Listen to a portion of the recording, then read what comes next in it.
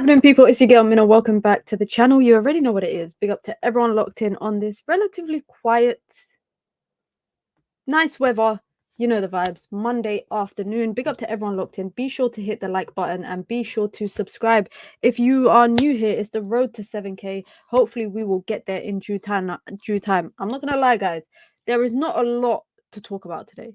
So the stream might not be 1 hour as per usual, but you know we're back with the daily dose of Minna. So make sure you lot get involved in the comments or the chats.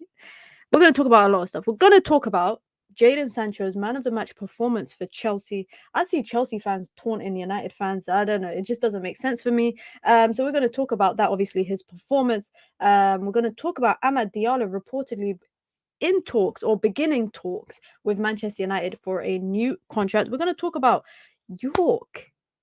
Dwight Yorke's comments on Erik ten Hag, and we're also going to talk about, not Manchester United related, but 115 charges court case has started today. So we are going to talk about that. Big up to everyone locked in. Be sure to hit the like button and be sure to subscribe if you are new here. What should we start with? Should we start with the Yorke stuff? Should we start with the Sancho stuff? Should we start? I don't know what to start with. I don't really know what to start with. Maybe we'll start with something. Yeah, we'll start with the Yorke stuff. We'll start with the Yorke stuff and what Yorke said about Erik ten Hag. Let's get into it. So if you lot don't know, Yorke is actually a pundit on beIN Sport. For the people that are lucky to not have to listen to like Gary Neville and them guys there. If you're watching on beIN Sport, you get to listen to Dwight Yorke and obviously other pundits as well. But Dwight Yorke said on beIN Sport over the weekend that he believes that Erik ten Hag's squad is one of the worst in Premier League history. Now, this is in reference, I think, to the big six, the top clubs in the league. And he said that he believes that this is one of the worst teams ever in the Premier League. He went on to talk about obviously the trophies that the manager has won, and he said that yes, we've managed to win the FA Cup, but the identity in terms of how you play, where you finish, goals conceded is the worst in the history of the Premier League. So he's not talking about just generally speaking the club. He's not talking about the players per se and the squad that Manchester United have. He's more so talking about what Manchester United have done over the last couple of years under Erik ten Hag, and the players that they've had and what they've achieved, i.e., you know, the Champions League finished last season, the Premier League finished last season, the goals conceded last season. He's talking about that, and obviously the style of football, which is what everybody wants to talk about when it comes to talking about Erik ten Hag. That's what he's talking about. I don't think he's pointing per se at specific players, but it's always interesting to hear like a former player's point, because you look at other, you know, some players they are reluctant to criticize the manager or criticize the players, whereas others they don't really shy away from that. But listen, let's get into this before we get into the nitty-gritty stuff of Manchester United. Let's get into 115 charges versus the Premier League. Manchester City attend court today to begin the first day of their court case against the Premier League, and what a damning case it is. Like, honestly, guys, I'm gonna be so real. If Manchester City walk away with this with a little slap on the wrist, I will be very shocked. And I think it's actually been mentioned by, I think it was the chief of La Liga or something, about how it would judge the credibility of the Premier League if Manchester City don't end up getting a severe punishment. Now, 115 charges is the total charges it is against Manchester City, but we have to keep in mind that a lot of it is repeat offences. So yes, you could say like 30 charges could be of the same thing, like literally the same thing. And I've seen discussions about what could happen. Is it going to be a points deduction?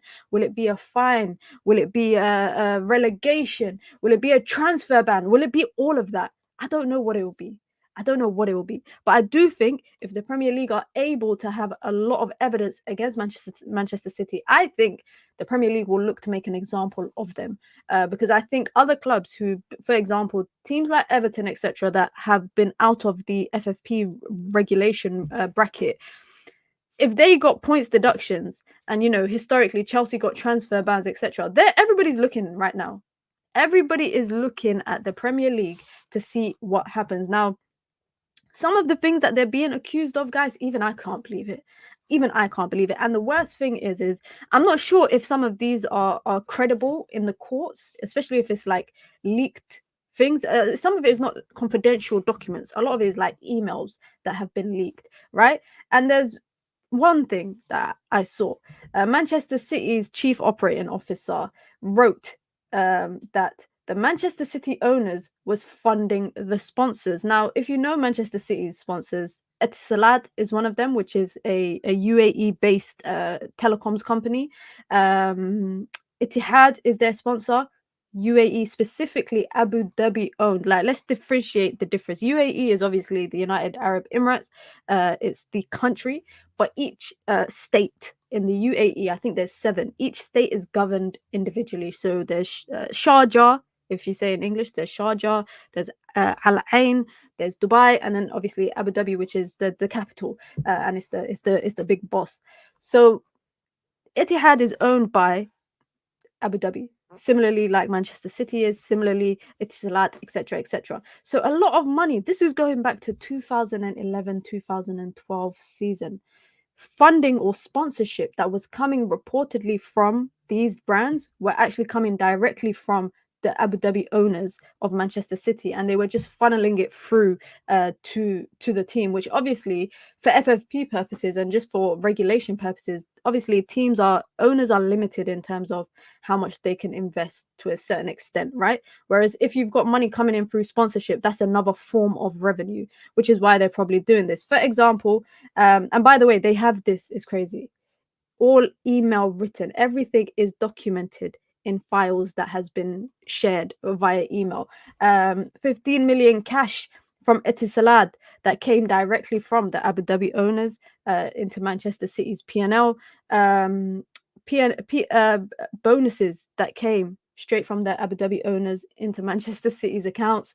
There's so much stuff that has come from directly from the Manchester City owners straight into the pockets of Manchester City through a sponsor, quotation mark. Another thing similar to this is just cash sponsorship that again has come through Etihad, come through Etisalat. It's crazy. It is crazy. And the crazy thing is, guys, it's all in email proof. Like, people that were working for Manchester City, whether it was the CFO, the chief financial officer, whether it was the chief operating officer, whether it was board members, they are having conversations via email that expose all of this. And the Premier League obviously have this all as evidence. They have it all as evidence. And I think a lot of it is going back predominantly like pre-2017 times, 2018 times. A lot of it is when Abu Dhabi was quite new and Manchester City were quite new in competing. And obviously, I guess they wanted to get ahead of it. But we'll keep an eye on this. We're going to keep an eye on this because it's interesting, and it's interesting. And I'm really intrigued to see what could happen. I don't think they'll get stripped of. Do you think they'll do what happened to Juve, where they get relegated and stripped of titles? I don't know whose situation is actually worse. Was Juve's situation was worse than Manchester City situation? I don't know, but 10 minutes we spent talking about non-Man United stuff. Let's talk about Manchester United stuff, and nothing better to start with than Amad Diallo. I'm going to call him Amad because apparently he prefers to be called Amad, so let me not say Diallo. Reportedly, now going back to Murto's time at Manchester United, reportedly Murto felt like he only needed a run of games to get comfortable in first team. Murto was privately a vocal champion of Amad during his season-long loan at Sunderland. He told someone all Amad needed was a run of 10 starts to exhibit his qualities. Amad ended up scoring 6 in his first 10. That was for Sunderland. I really hope you guys did watch him at Sunderland because it was amazing to watch. Like, honestly, it was 10 out of 10 to watch. Just from a player barely playing to then not only playing often and playing regularly in the first team, but also going on to become, I think he was like Players Player of the Season and the Fans Player of the Season. He won so many awards with Sunderland. At some point, he won even Player of the Month in the Championship. And for me, I've said this all the time, innit? All Amad has needed is a run of games to prove his value. Like, this was a guy who when he was playing at Atalanta, his teammates called him a mini Messi because they could not get the ball off him in training because he was so good at dribbling. From a technical position, he is probably up there with Manchester United's better players. From an attacking perspective, for me, he's Manchester United's better player out of all the winger options. Now, further on that, we know that his contract expires at the end of the season. Now, don't panic, guys. He's got a 1-year option as well that Manchester United are likely to trigger if they do not agree terms between now and January, because if it gets to January, he can talk to other clubs. So they will definitely trigger that sooner rather than later. But I think Ahmad is going to weigh up his options because he wants to know, and this is what my thought process would be if I was Ahmad. I want to know if I'm going to play regularly. That's what I want to know. I've been here since 2020. This is my real first season playing in the first team. Last season, I didn't really get a lot of playing time in the last couple months of the season. And I want to know if I'm going to play regularly. He's still young, but he's going to be approaching his important development years or important years of playing regular football. And it's funny because Man United spent 160 million on 2 other right wingers. And this whole time, the guy that we brought for 19 million euros, and at the time, by the way, it was criticized. At the time, his price tag was criticized, 19 million euros. I think the add-ons take it to 31 million for academy player. Man United brought him for the academy. But I remember Oli speaking about Ahmad, and Oli was actually the manager at the time that vetoed the move for him, right? And approved of it, because they brought him with the intention of having him in the first in the academy and bringing him into the first team. That summer is the same summer that Manchester United failed to sign Jadon Sancho, right? If you lot remember, it was the summer that Man United were going back and forth with Dortmund. They ended up signing Ahmad, which I saw as a temporary kind of signing for the long-term plan for Jadon Sancho, who they eventually signed the following summer. Lo and behold, Man United signed Anthony a couple of years later, and Ahmad is the one that is probably more worthy of starting, in my opinion. Now, for me, if I was Ahmad, I would look at it and be like, listen, if I'm getting first team football and I'm getting regular first team football and I'm an important part of the team or a regular part of the team, then I will sign. But I know for a fact, guys, if Man United do not agree terms with him and a new contract with him, I think clubs will line up to sign him. I truly think that. And with Manchester United losing Jadon Sancho, selling Palestri, only really having Garnacho as an alternative to the right-hand side, because I'm not going to say Anthony is another option, because I don't think Anthony should be at Manchester United. For me, they should be looking to lock down Ahmad. They should absolutely look to lock him down for a couple more years. If his contract's finishing next year, if they give him a 1-year option, they have to keep him until 2029. Now, if you watch him in game, right, especially when he's on the right, playing with Mazraoui and Kobe and Xerxes, please, guys, tell me you do not see the link-up play between all of them. Forget Bruno, forget Rashford, forget Castle, whoever's playing in midfield. Just between the 4 of them, they link up very, very well. And sometimes I think he makes the wrong decision, but that's what football is about. You don't always make the right decision. You're going to make the wrong decision maybe once or twice in the game. And sometimes I do think he's being too selfless, where he's trying to find a guy. And sometimes I think you should try and be a bit more selfish and try to find the back of the net. We know that he's got an amazing ball striking ability. He can strike the ball. I've seen him score a goal from nearly 26, 27 yards out for Sunderland. We know he can hit the ball. We know he can curl it if necessary. But we also know he can find a player, whether it's the ball to the feet of the player, whether it's a floating ball, whether it's a cross, whether it's a switch. We know that he's able to dictate the game in that manner. Now, my only worry for Ahmad was probably the defensive side of his game. But I could say that from Sunderland, from his time at Sunderland and his time now playing in Manchester United's first team, he's definitely improved 100%. I think at Sunderland even, it was his first time in first team football. So the physicality of the league was going to be a reality check for him. And he bulked up. If you lot haven't realized, like the Ahmad that was here a couple years ago and the Ahmad that's here now, he bulked up. He put on some muscle, and you can see that in his kind of physical jaws a lot more often.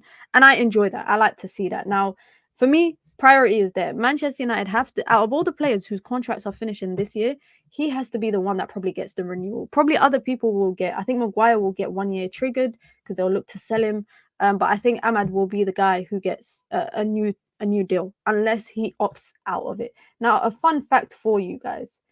Ahmad this season ranks first for Manchester United players in the Premier League for penalty area touches, so touches in the opponent's box, shot creating actions, chances created, passes into the box, and final third tackle. So when we talk about, forget the offensive side of the game, when we talk about the pressing side, the defensive side of the game, in the final third, in the opponent's final third, when it comes to pressing, when it comes to disrupting, when it comes to putting a foot in, Ahmad leads the Manchester United team. Not Mason Mount, not Bruno Fernandes, Ahmad. But this is the same guy that some people say can't defend. Can't defend. And that's why I think it's just a further example of Manchester United's mismanagement on the right-hand side. Because you're telling me Man United had, at one point, all these wingers in their team. And the whole time, the ones that you spent a lot of money on was not the ones that are going to make it in the team. And we're going to get to Jadon Sancho. We're going to get to him. My man's dribbling is elite, especially in the opposition box. 100%. That's why I said, like, when he was at Atalanta playing in their academy, players called him a mini Messi, not because he was anywhere near like the level of what Messi is, but because of the way that he dribbled, it was impossible to get the ball out of his feet. It's impossible. And you can see it even here. Like, I feel like on the weekend, he should have had a penalty. I actually feel like on the weekend, he should have had a penalty. But obviously, that's a question. That's a conversation for another day. Do you think Manchester United, if obviously we already know that Manchester United are going to start talks with him, right? But one thing I don't hope happens is him getting like run into the ground, like we saw with Garnacho last season, where he basically, Garnacho was playing so much football, his hamstring was about to fall off like a piece of meat. I hope the same doesn't happen with Ahmad. Of course, historically, I think Ahmad has more injury. He's had more injury experiences than a player like Garnacho has.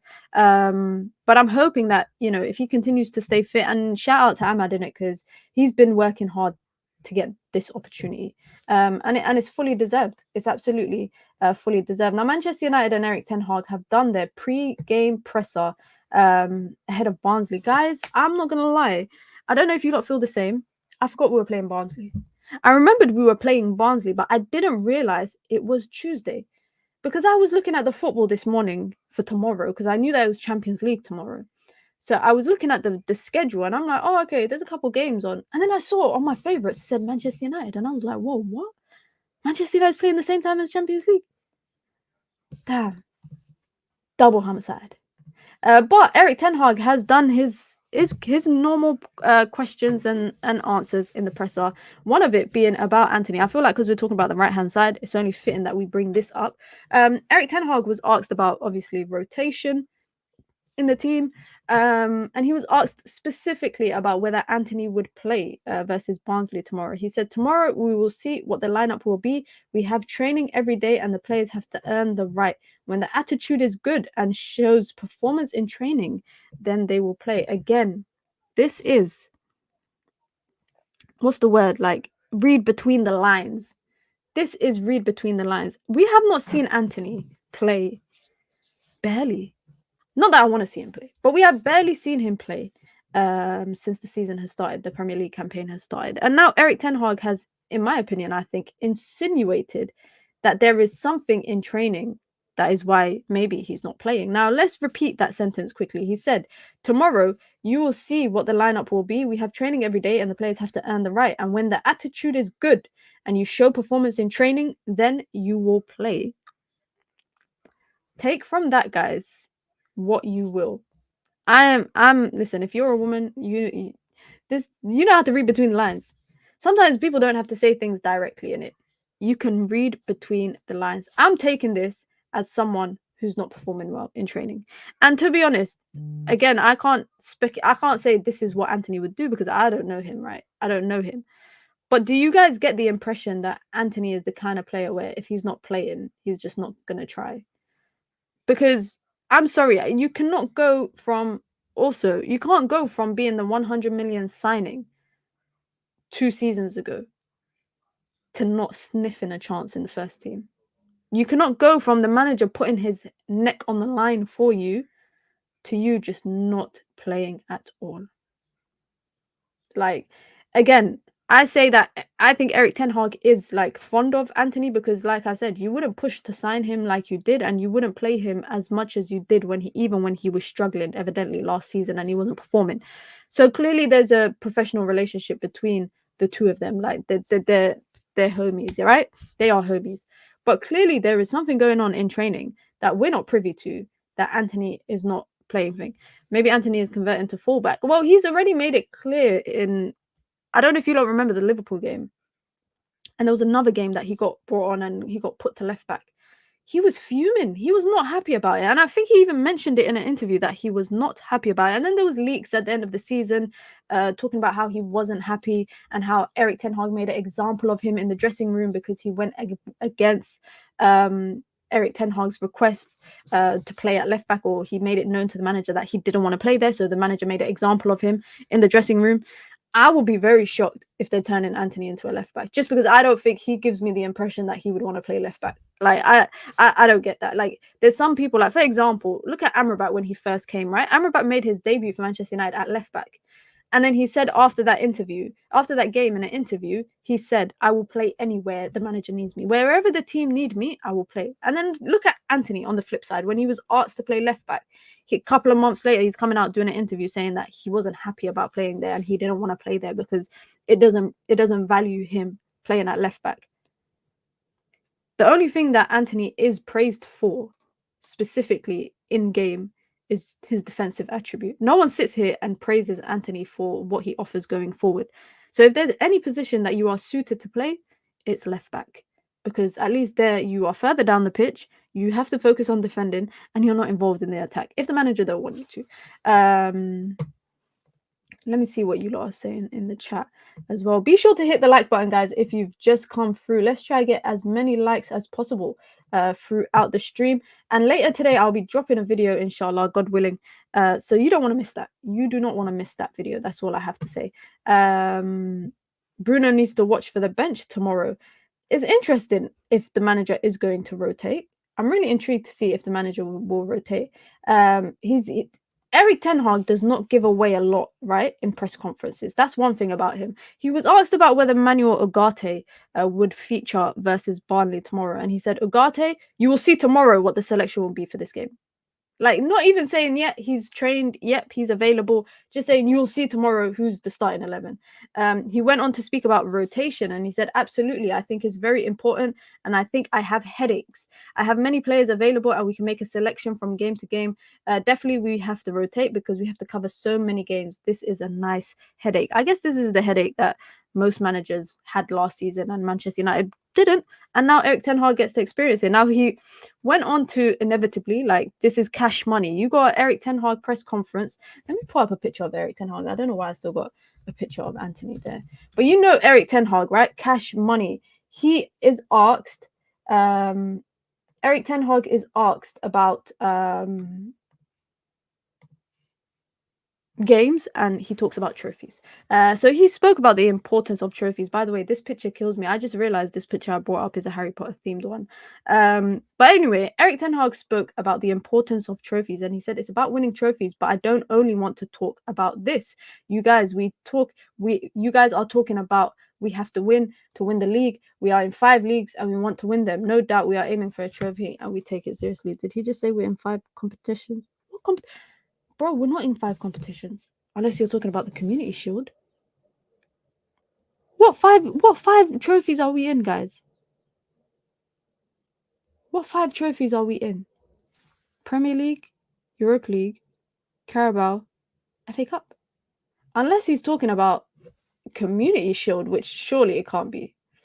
Surely it can't be. Anyway, he was also asked about other injuries in the team. You know, the reoccurring injuries that we have in Luke Shaw, and he said he's progressing but not yet ready to be selected. He's progressing well, and we have a plan in our head when he can be ready, but you're always dependent on how the progress will go. There are many factors a plan can accelerate or slow down. I'm not gonna lie, guys. In this press conference, Eric Ten Hag is saying a lot, but he's not saying much at the same time. And that's what I don't know. Sometimes this is the thing. This is why I say Eric Ten Hag can't win, because I'm sitting here saying he's saying too much. Sometimes I complain he's saying too much, and sometimes I'm complaining that he's saying too little. this is a press conference where he's clearly saying too little. Big up to DJ, says, been missing for a while, lost my job. I'm so sorry to hear that. And my dad died. I'm so sorry to hear that, man. Prayers up to DJ, one of the first subscribers here on the channel, man. I hope you are doing well. I'm sorry to hear about your father passing away. Prayers up to you and your family. Wishing you well, wishing you goodness, wishing you positive vibes as well. And I'm sorry to hear that you lost your job, man. Guys, say some prayers for DJ in the chat. If our under 21s beat Barnsley this season, there's no excuse. Whoever we play must beat Barnsley. Listen, for me, the manager has to rotate. The manager has to rotate tomorrow. I expect to see this guy in goal. I'm not gonna lie. I expect to see this guy in goal, because if you cannot play him against Barnsley in a Carabao Cup, you might as well not have a second keeper. You might as well not have a second keeper and just have a third keeper. It doesn't make sense. But it is, right, by the way, reported that Erik ten Hag is expected to play Bayinda tomorrow. Of course, we do not know, because I will see 1 minute someone saying Garnacho's going to start and then he's on the bench. But I do expect to see a rotated squad. You look at and Erik ten Hag is sitting in the press conference saying, I have a good headache. I have a lot of selections. Of course, we don't have as much as Chelsea, but he's saying, I got a lot of options. The options are there. Then pick them, use them, utilize it, because fullbacks, for example, Diallo, Mazraoui, whoever, let Harry Amas start. Let Harry Amas start. He's played enough in pre-season. Surely he can play a game against Barnsley. Ugarte, for me, if you want your guy to get match fit, the best way to get him match fit is to play him in a match. Play him in a match. Against Barnsley, why not? Why not? Because you're not going to play Eriksen again. You can't play Eriksen 2 games back-to-back with it, like when there's 3 days apart. You're not going to play Casemiro, are you? You're not going to start Kobbie. Kobbie, if there's anybody that needs a rest in that first team, it's Kobbie Mainoo. Kobbie Mainoo is probably one of the players that need a rest. The unfortunate thing, I think, is that there's no real striker options outside of Xerxes. Like, I think Ethan Wheatley is still available. And I anticipate, honestly. The thing is, though, right? Carabao Cup last year, we played Crystal Palace. And we rotated the team a little bit. I remember Hannibal was playing. I remember Mount was playing. No, Mount wasn't playing. I think he was out injured. But I remember we played a pretty rotated team and we won. But equally, Palace played a rotated team because we were playing Palace on a Tuesday and then on a Saturday. There is no reason why we look at Man United's 20-something man squad, 25-man squad. There is no reason to look at that squad and think, you know what? We don't have rotation options available. Even in the defense, Johnny Evans, Harry Maguire, these are players that you should be able to call upon for these kind of games. I would be very reluctant to play De Ligt. The good thing is, by the way, guys, everyone who went off against Southampton, De Ligt, Leacher, Mazraoui, everyone that went off, it was just due to cramp. That's it. There's no injuries. Everyone reported for training today, so no injuries, which is definitely a positive, because I saw Leacher hobbling a little bit. We saw De Ligt coming off. We saw Mazraoui, signaling to the bench. It's just cramp. So all of them should be available. Onana, Mazraoui, Maguire, Evans, Amas, Ugarte, Casemiro, Eriksen, he'll pick. Who do you think from the regular, I'm saying regular starting 11 that we see, who do you think will play tomorrow? Because really, I think the only person that could possibly play is Bruno. Like, I don't know. A part of me thinks, regardless of what happens, Bruno Fernandes will only miss a game if he's injured, as we've seen before in the past. So a part of me thinks Bruno will play. I can see Garnacho starting. I think if Xerxes starts, really, there's no one else to play up top. So it has to be Xerxes that plays, unless you play Ethan Wheatley. But I think Xerxes plays a half and comes off. I think on the right-hand side, it could be Anthony. It could be Garnacho. I don't know. Based on what Erik ten Hag has said about Anthony, I'm not too sure if Anthony will play. Because Erik ten Hag is kind of alluding to the idea that he's not behaving in training. Chido Obi Martin, unfortunately, he's not even in the Manchester United academy yet. The Premier League are yet to ratify his move. Diallo will play. There's no one else yet. Between Diallo and Mazraoui, one of them will play. One of them will definitely play. The other one I think will be Harry Amas. So it could be Diallo at right back and Harry Amas at left back. Xerxes plays. I can see Xerxes playing. Lineups will be Bayinda, Diallo, Maguire, Evans, Amas, Ugarte, Collier, Ahmad at the 10, Garnacho, Rashford, Xerxes. So no rotation in that front line.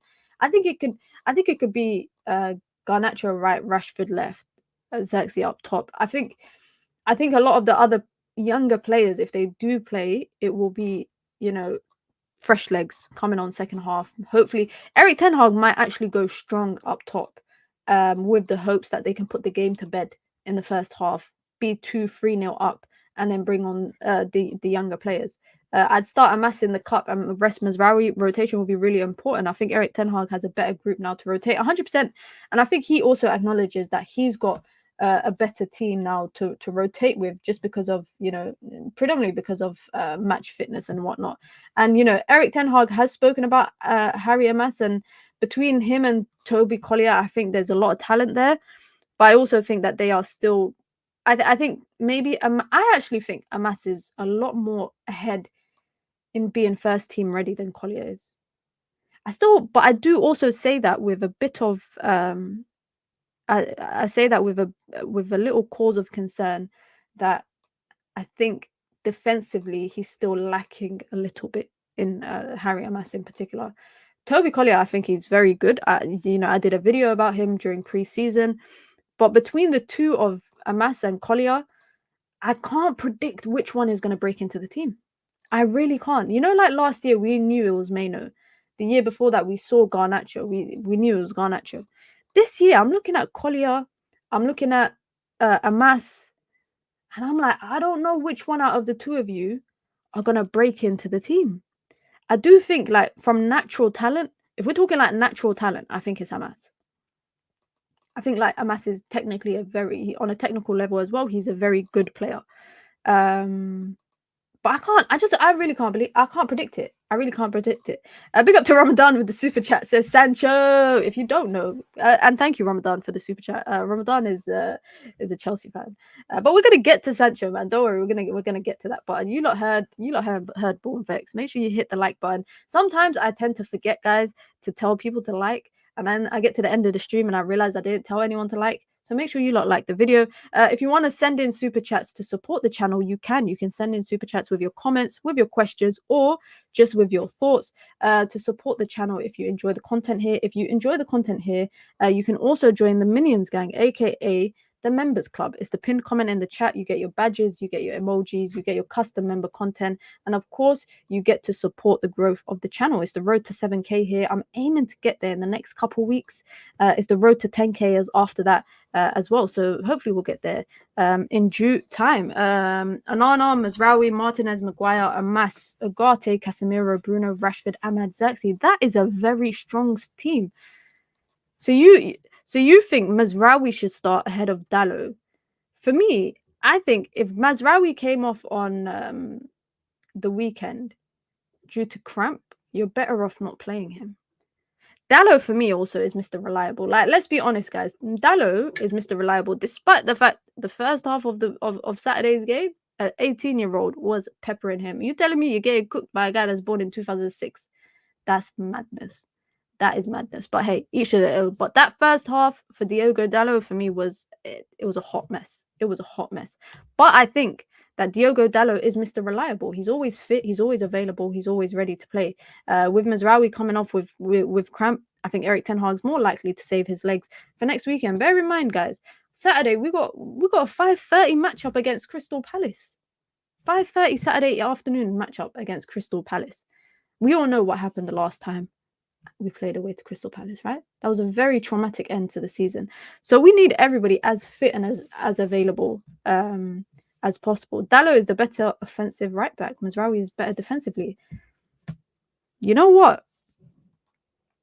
I might say something that you lot might not agree with, but I think Mazraoui beats Diallo in both aspects. I think defensively he's better than Diallo. I think going forward he's better than Diallo. The thing is, though, that is not me saying Diallo is not good in both attributes. I think Diallo is good going forward, and I think he's good defensively. But I would love to see Diallo play. I'd like to see Diallo like as a central midfielder. Like it's kind of mad, but when I see Diallo on the ball, he's not like a conventional fullback for me. Anyways, defensively, I think sometimes he does have little moment in lapses, but I realize Manchester United's fullbacks all have that ability, and he's not better defensively. Mazraoui is class. For me, Diallo is never a defender. I agree, man. Mazraoui is better than Diallo. His passing is so good. The one thing I will say about Diallo though is that Diallo for me, you see Valverde and Diallo. I don't want to be a bit outrageous.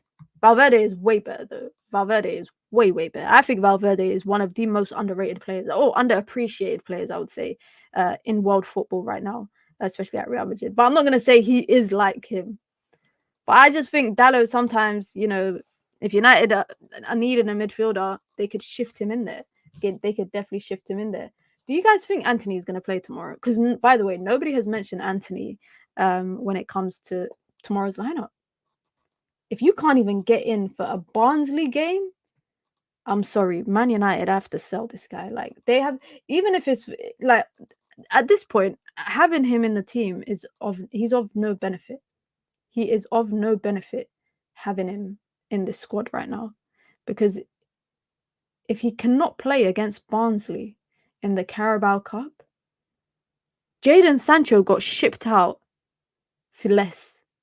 And we're going to get to Jadon Sancho. But if Erik ten Hag is sitting in press conferences saying that players need to be professional on the pitch, in training, and when they're trying and working hard in training, they will get their chances. If he's alluding to what I think he's alluding to, Anthony has to get shipped. And Man United have to accept, and I think they are going to prepare for it from a financial perspective. I think they're going to accept to take a heavy loss on Anthony. Like, and I'm talking, guys, like 10 minutes, like selling him for like 10 million. Like, I'm not even joking. Man United need to accept that this is a failed signing. In the past, failed signings moved on by their third season. It should be no different for him. Now, if he does not get the opportunity to play tomorrow, and I'm talking about getting like at least 30-40 minutes under his belt, it is a big question mark over his future. Because if you can't play against Barnsley in the Carabao Cup, you have no future in the team. Bayinda, Amas, Evans, Maguire, Diallo, Casemiro, Ugarte, Fernandez, Garnacho, Xerxes, Anthony. I will be shocked if Erik ten Hag goes with Casemiro, Ugarte in the middle. I don't see that being a midfield that is used. And I also don't feel like, I don't know, with the way Erik ten Hag is talking in the presser, I just don't feel like either. I don't think he'll go with Ugarte, because I think he still feels like he needs to play regularly before he gets into the first team. Is Kone in the squad? Brother, Kone is nowhere near the first team right now. Kone is nowhere near the first team. He has been registered with the first team, but he's nowhere near the first team. He's training with the academy right now. I saw videos of him training with the academy last week. He hasn't played even a game for the academy yet, for the under 18s or the under 21s. So Kone, I think, is still a bit away from playing for Manchester United. Let me see what else you guys are saying. Anthony, at the start of the season, GA will be associated with my name. Yeah, sometimes it's better to keep quiet. Sometimes it's better to keep quiet. I think he will play Casemiro, Eriksen, Bruno. I don't know if he will play Casemiro, Eriksen, Bruno. I will be shocked if he goes like heavy in the midfield. And what I mean by heavy is like dominant, like goes for a dominant midfield. I will be shocked if Collier is not in that midfield, just because if the manager is saying I've got a headache of all the selections and it's a good headache to have, and you know I have more players available, blah blah blah blah blah, and you want to look ahead to Premier League on Saturday to continue, you know, your run of games away from home, then surely you will go rotated. And can I say also, he'll want to win. Yeah, he'll want to win. But there's no reason, by the way, that he shouldn't be able to win with a rotated team. Like, there's no reason. You look at the bench options that Manchester United have, there's no reason why they should start a game and not be able to win. Because they are good players. Against Barnsley, guys, come on. Like, no disrespect to Barnsley, right? But this is a Premier League team versus a what? League 2? Oh, they're in the Football League 1. So they're in League 1. They're not even Championship. They're in League 1. Like let's be serious. Look at Newport. Yeah, Newport I think was yeah, that's the magic of the FA Cup. That was the magic of the FA Cup. But I'm just saying that if you cannot play your players, your young players, your academy players that are in the first team, or your rotation players, if you cannot play them in an opening cup round against Barnsley, then your players are shit. Excuse my language, but they're crap. Because if you have to go strong every single game, I understand quarterfinals, semis going strong. But this is not a round that you should be going strong. And it also shouldn't be the case when you had 3 players coming off the cramp. Like, that should not be the case. Should add some of the youth players for tomorrow's game. Players like Collier and Amash should be able to beat Barnsley. Exactly. That is just my point. My point is that they should be able to beat Barnsley, because otherwise, then they're not good enough to play in Manchester United's first team. If you can not beat a League One team, then you need to go and play in a League Two team, because maybe that's your level. So I'm expecting a rotated team tomorrow. I want the team to rotate. And you know what? Will I sit here and be mad if Man United lose? Yeah, I will be mad. But I'll be mad at the players. I won't be mad at the manager per se. You know that. I'll be mad at the players because they should have the ability to beat these players. You guys, I'm pretty sure what the whole squad makes in a month is probably what someone makes in 2 weeks at Manchester United. Well, you could look at Rashford. I'm sure Rashford's salary could pay their salary for half of the season. Ugarte needs minutes now than 90 minutes versus Palace, 100%. That's the only player that I see that should start in the midfield is Ugarte, because you want minutes in his leg. Like, you cannot sit there and keep saying he's not ready to play, etc., etc., and then not play him when it comes to playing a lower seeded team. The best, like what we did with De Ligt, what Erik ten Hag did with De Ligt was play him a little bit in the first 2 games and then put him in Liverpool. I don't think he should have done that. I think he should put him in Brighton, but each to their own. And I think he's doing the same with Ugarte, where he kind of weans him in slowly, and then his start will come on the weekend. Because Palace, away from home, we saw what the midfield done last time. We saw what the midfield done to Manchester United last time. So there's no reason why they shouldn't go for a stronger midfield against Crystal Palace. If you have to, put Kobe and Ugarte as like two sitting midfielders. That's fine. That's not a problem. If you have to, put 3 in the middle. If you have to, but Ugarte should play tomorrow because he needs those minutes in his leg. He definitely needs those minutes. And last but definitely not least, what did you guys make of Jadon Sancho's performance for? I was about to say for Manchester United. For Chelsea. Got man of the match for his instant impact into the game. And by the way, this is like side note. I like Nkunku. I really like Nkunku. I think he should get more playing time at Chelsea. But anyways, what did you lot make of that? Now, I saw, by the way, I don't know, man. Maybe this is just where I'm in the minority.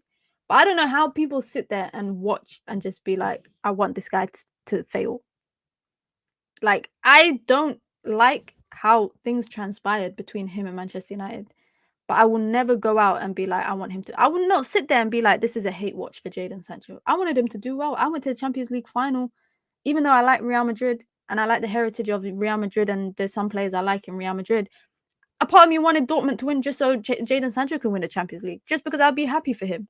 Like, I don't understand this whole conversation about like that's transpired after the weekend about Jadon Sancho. He won man of the match. If he does well and Chelsea finish above 14, that means he joins them on a permanent. It's as simple as that.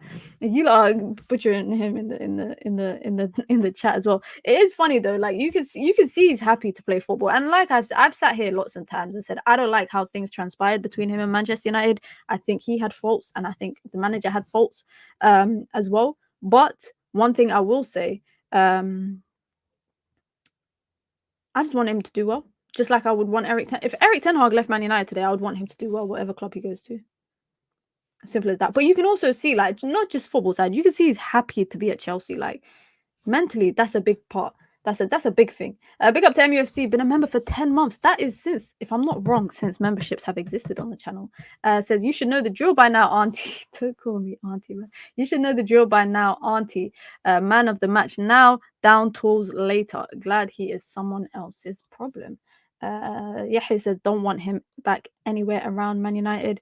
Did he deserve a man of the match performance? A man of the match over Sanchez, who performed for 90 minutes, kept them in the game. Bournemouth had like 19, 20 shots. Yeah, I do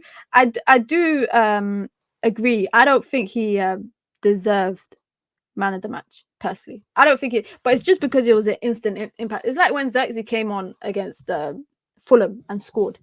He got man of the match. There could have been people maybe like more deserving of it, but he scored the game changer. Now it's equally saying, why didn't Nkunku get man of the match? Optics. But hey, I just don't. My one point is, I just don't understand why he's getting hate.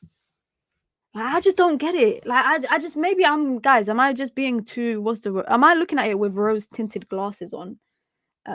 Because I'm just looking at this and thinking, good on him. This is a guy that, like, as a person, like, put the fan part aside, yeah. But as a person, we've seen this guy basically spiral mentally, near enough spiral mentally. If he's happy now and he's in a good place, good on him. Good on him. Now, when I watch Chelsea, I don't want Sancho to perform bad. I want Chelsea to lose. Do you see the difference? I don't want, like, I don't want specifically, I won't sit there and be like, I want Jadon Sancho to perform bad. I want him to do this. But I want Chelsea to lose. So if it comes with that, cool. But I'm happy to see that he's happy playing football. And also, I will say this all the time. They both had a part to play in everything that happened. Like, I'm still mad at United for selling him to Chelsea. Like, that is actually still my point of, like, my perspective on everything. I'm still kind of mad that, not that they sold him to Chelsea specifically, but that they didn't try push for him to go elsewhere instead. Because you basically, like, we've strengthened Chelsea, like it or not. We did strengthen Chelsea. So that is my only opinion on him going to Chelsea, is that I wish he didn't. I wish he went to Juve. I wish United tried to push more for Juve to get the deal done, but they weren't able to, and shit happens. Shit really happens. Big up to Sully. Thank you for the super chat, man. I appreciate it. It says, wanting Sancho to do well, I get it. But deriding a player that was crap fast and supporting over the club is insane. Everyone's entitled to their own opinion, man. Everyone is entitled to their own opinion. Chelsea move was silly. I agree. It was silly. And by the way, me saying that he shouldn't have went to Chelsea isn't me saying that he didn't have to leave. Like, I sat here transfer deadline day and said he needs to leave Man United, but Chelsea is not the destination he should go to. And I will stay firm on that. I will forever believe that. Now, luckily for Man United, it's very achievable terms that he has. Finishing above 14th, Chelsea got their guy. Simple as that. 25 million, done business. That day that Chelsea come to Old Trafford, oh my God. I actually think the day that United actually go to Stamford Bridge, I actually think Maresca will start Sancho. Like, we might see Sancho not start for Chelsea for games on, like, a number of games. He might be a bench player for them coming off the bench. But I promise you, when United go to Stamford Bridge, he's gonna start. He is going to start. He was at Man United for 3 years. He's had like one good moment. Why would or should we feel any different? He had to move to revive his career. He scored only 9 Premier League goals on huge wages. You know what's crazy, guys? I was watching a video of all of Jadon Sancho's goals for Man United, and some of them I actually forgot about it because it was in an irrelevant season, right? Because of he can't play because of loan. Damn. Maybe next season then. But I watched a video of all of Sancho's goals for Manchester United the day on transfer deadline day. Some of them I don't remember because obviously that was a season I blanked out of my mind. The season with Rangnick. If you ask me today, what is one thing that you remember from Sancho's time at Man United? I'm probably only going to say to you that goal against Liverpool. Like, that's probably the only thing that I could say. That is what I can remember from him. But like I said, good on him for doing well. Absolutely good on him. Like, at the end of the day, good luck to him with his time at Chelsea. But I still want Chelsea to do bad. I still want Chelsea to do bad. But listen, everyone, be sure to hit the like button. Be sure to subscribe. I will be live on Saeed's channel. Literally, I'm gonna be late if I don't get going. We'll be live on Saeed's channel for Straight Jacket Podcast. What number is it? I think it's like 200 and something. I was about to redirect to the wrong channel. So we'll be live 298, episode 298. So make sure you guys come through. I'll also be live on Twitch later this evening, inshallah, God willing, for another stream over there. So make sure you lot come over there. Is anybody looking forward to EAFC 25? I don't know how many people. I'm trying to gauge what is the number of subscribers I have that play EAFC 25. Because I'm wondering if it's worth doing streams here for EAFC 25 rather than on Twitch. Because on Twitch, the channel is still growing. Link to Twitch, I'm going to drop it right now in the chat. Hold on, let me find it. Here it is. Here is the Twitch link. You lot, go follow it, man. Go follow the Twitch. I'll pre-order it because it drops this week. Yeah, the Man United rate. Should we look at it? Hold on. EAFC 25 Man United ratings. Bro, the Man United ratings are bad. Like, this is probably the worst I've ever seen.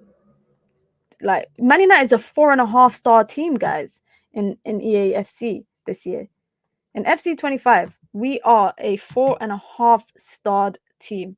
Bruno 87. This is so bad. Bruno 87. Mateus de Ligt is the next up in 84. Licha 84. Casemiro 84. And then from then on, it's so bad. Anana 83. Diallo 82. Luke Shaw 82. Mazraoui 81. Rashford is at 81. Do you know how crazy that is?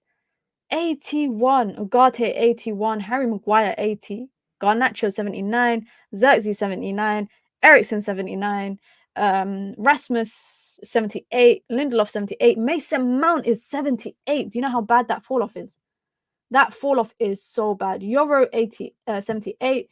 Kobe 77. Anthony 77. Kobe, I think Anthony is the only player in the game that has 1 star weak foot. You know that, guys. Bayinda hasn't played barely for Man United, and he's 76. Malacia 76. Ahmad 75, and then all the rest are bronze and silvers. This is the worst Man United player ratings I've seen in a long time. Like, there was a time I used to play with them all the time. Like, when I have family over or I go over to family's house, like, I'll play with Man United all the time. I can't do that anymore.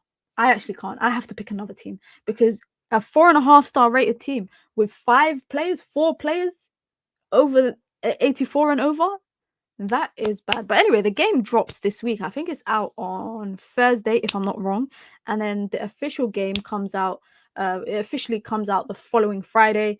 And I think you might see some cool stuff on the channel next week with EAFC. That's all I have to say. But listen, guys, be sure to hit the like button and be sure to subscribe. Turn on your post notifications so when I go live or I post a video, you will get notified. And I'll be posting a video later this afternoon or later this evening. So make sure you turn on your post notifications so when I drop it, you get notified. But as always, I'll be back tomorrow 10 p.m. With Minna's State of Mind after the Barnsley game. And I just hope it's a nice quick stream where we could quickly talk about the game and keep it moving. And I hope we're not having an emotional breakdown. That's it. That's all I hope for. No daily dose of Minna before the game tomorrow because we're going to be live after the game as well. So yeah, make sure you hit the like button, guys, and be sure to subscribe. Follow me over to Saeed's channel right now where we will be live for Straight Jacket Podcast, guys. I am out. Have a wonderful one. Peace.